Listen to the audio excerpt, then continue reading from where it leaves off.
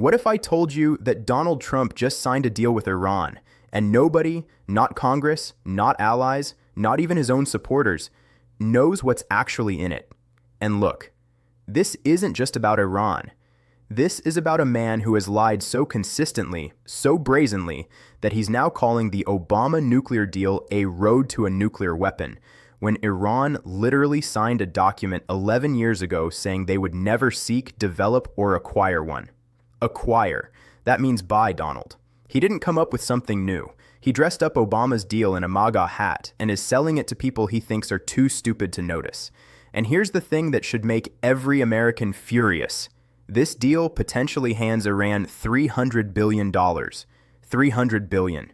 While American small business owners who trusted his tariff promises got left holding the bag just 2 weeks later.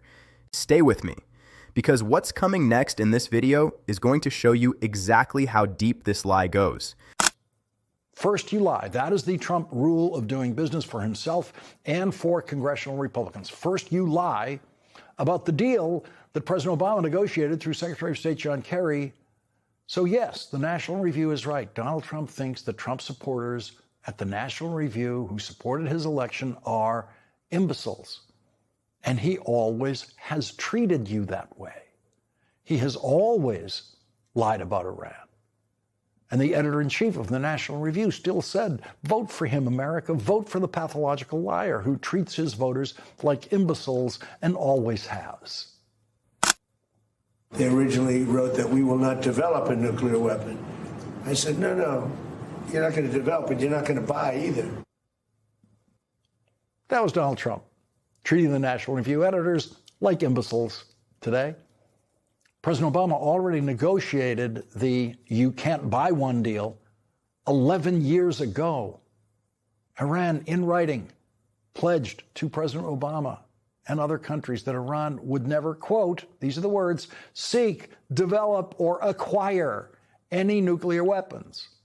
Acquire means buy. Seek means buy. So no, Donald, you didn't come up with some new brilliant idea if you managed to get Iran to say exactly what they said 11 years ago in writing.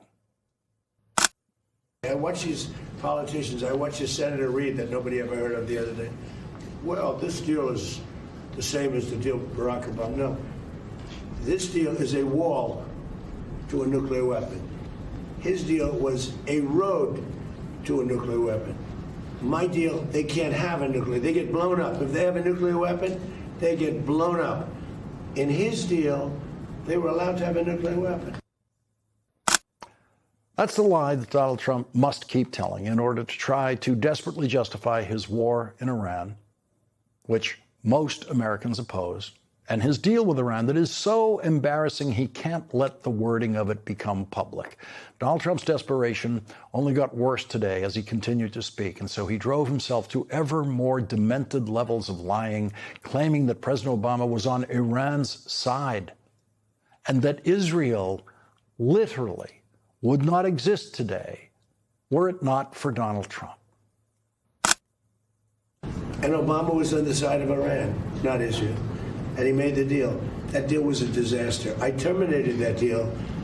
And if I didn't terminate, and was very tough after the termination, and if I didn't do that, Howard knows better than anybody. If I didn't terminate that deal, I believe that Israel wouldn't be here right now. Oh? Where would Israel be? They were 2 weeks away from having a nuclear weapon. And if they had a nuclear weapon, they would have used it on Israel. If it weren't for the United States of America, with me, because Obama was the opposite, Israel would not exist right now. Israel would have been blown off the face of the earth, 100%. And every smart person in Israel knows that. Every smart person in Israel knows that the National Review is right, that Donald Trump thinks that they are imbeciles. Every smart person in Israel knows that Israel already has nuclear weapons. Every smart person in Israel knows that Israel knows exactly how to defend itself against any form of attack. And so every smart person in Israel knows that they do not have to thank Donald Trump for their very existence on this earth tonight. Every smart person in Israel knows that Iran was not 2 weeks away from having a nuclear weapon. Donald Trump cannot talk about his negotiated outcome with Iran without insulting every smart person in Israel and everyone else in the world, including those editors of the National Review who suddenly feel like imbeciles for the first time. No American president has ever insulted the people of Israel the way Donald Trump did today, claiming that they owe their very lives to him. Donald Trump claimed that the people of Israel are completely dependent on him and him alone. Donald Trump insists that if the Iranian dictatorial regime suddenly obtained a nuclear weapon, they would immediately fire it at Israel. If true, if Donald Trump really believes that, then he must achieve regime change in Iran. How could Donald Trump possibly leave in place people who would immediately nuke Israel if they could possibly get their hands on a nuclear weapon? Now, you talk about regime change. I never cared about regime change. What? So, again, I don't believe the regime change. You know, I've watched regime changes for years. They never work. Donald Trump said that minutes before he said that the Iranian regime he is deliberately leaving in place would immediately nuke Israel if they could. Yes, Donald Trump proves in his rambling madness every day that he thinks Trump supporters, people who believe him, are imbeciles. Donald Trump seems to demonstrate every day that he believes that the people who believe him and everything he says about Iran are imbeciles. It took the Trump supporters at the National Review 10 years to figure out that Donald Trump thinks that they are imbeciles. For the following year to begin to make progress, and then finally recognized that we just got to take the fight to them, launched Operation Epic Fury. Our military responded brilliantly. But in this moment, the posture that we're getting from the Iranians, but my concern is what appears to be leaking out, these immediate concessions, particularly sanctions waivers right out of the gate that would essentially be a lifeline to the Iranian regime, I think is ill-advised. We ought to keep the pressure on, keep the blockade on, and if need be, let our armed forces get back to work. Well, I mean, I think that's a good point in terms of, I mean, the administration keeps saying that it's performance-based, that sanctions relief, being able to sell oil, maybe getting their assets unfrozen. I mean, it seems like it's happening quickly. We'll have to see what the MOU says. But when you were in office with the president, your administration, the Trump-Pence administration, criticized the Obama-era nuclear deal for unfreezing $50 billion in Iranian assets. I mean, if what happens here, and they get 6 times that amount, plus potentially $100 billion, another, $100 billion and funds that are being unfrozen. I mean, do you think that's a defensible position for this Trump administration? Well, it's whether it's a defensible position or not, it is the wrong position.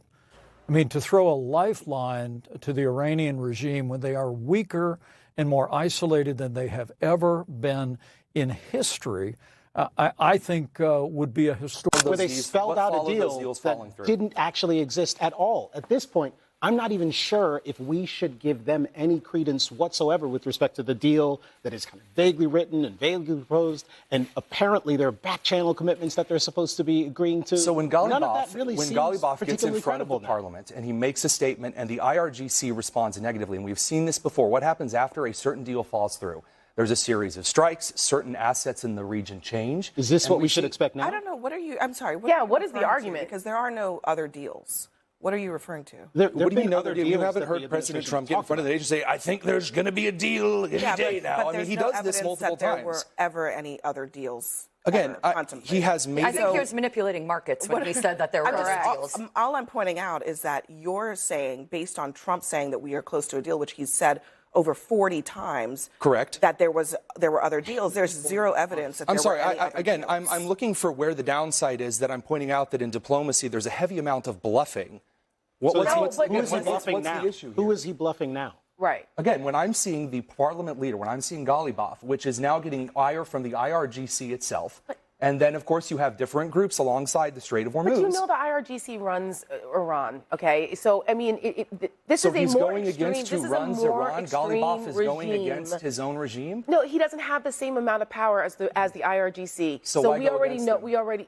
we see internally what goes on in Iran. So this is like a backwards argument. The bottom line here is, but here's the thing: Trump has signed a deal.